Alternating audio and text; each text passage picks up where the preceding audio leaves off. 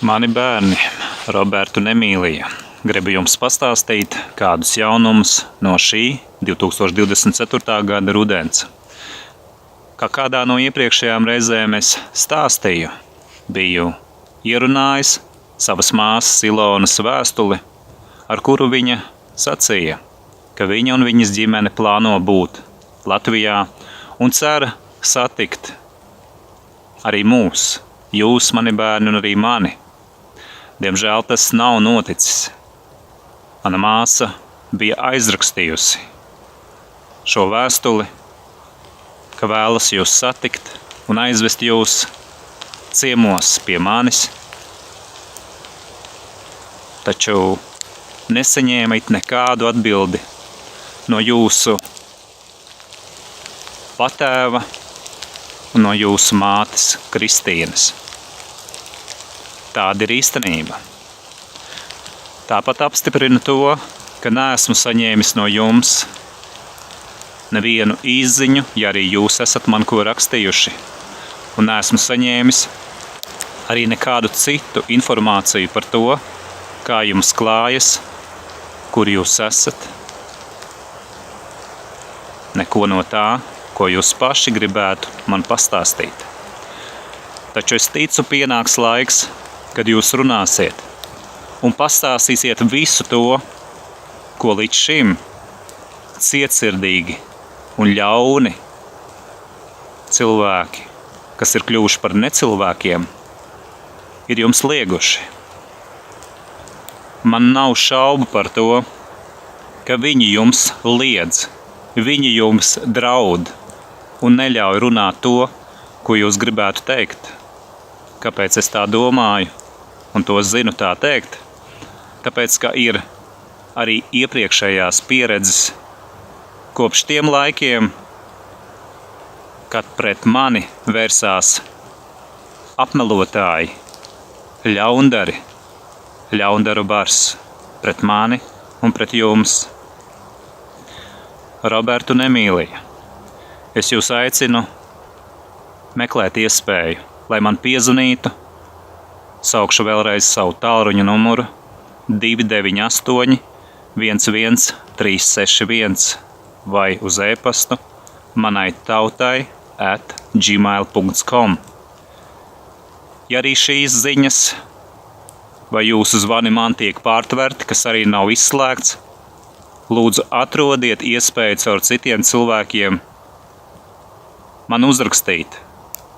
Vai arī palūdziet kādam no jūsu skolas, klases vai pieaugušajiem vai bērniem, lai viņi sazinās ar mani un pastāsta, ka jums liedz ar mani runāt. Un ja tas ir tā, tas būs vēl viens pierādījums tam, ka notiek noziegums pret jums un pret mani. Mani bērni. Jums katram ir sava sirdsapziņa. Mīliet to, izkopiet to tā, lai jūs būtu paši, un lai jūs neviens nevarētu jūsu dzīvē manipulēt, vadīt, šantažēt.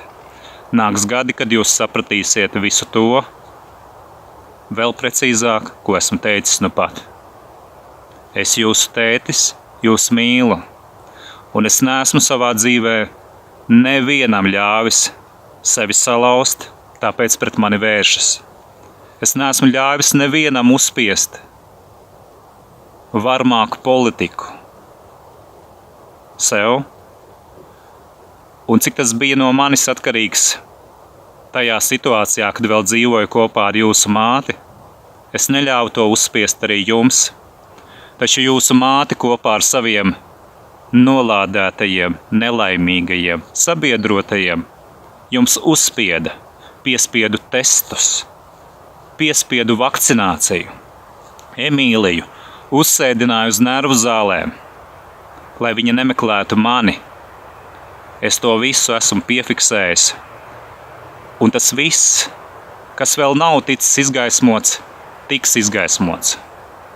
Tās dienas ir pienākušas. Un es jūsu tētis neklusēšu ne par vienu, kas ir pielicis roku tajā ļaunumā, kas ir nodarīts pret mums. Uz tikšanos, mani bērni. Es meklēju ceļu, kurā es varu satikt jūs un aizvest prom no varmākām.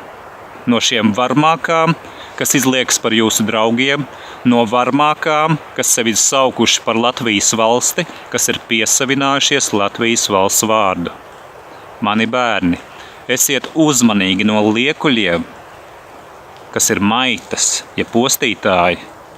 Esiet uzmanīgi no liekuļiem, kas izliekas par jūsu labvēļiem, kuri smaida platu smaidu, bet savā sirdī jūs ienīst, par jums ņirgājas, un tie, kas melo, tie, kas jums melo par mani, ziniet, ka viņi melos arī par jums.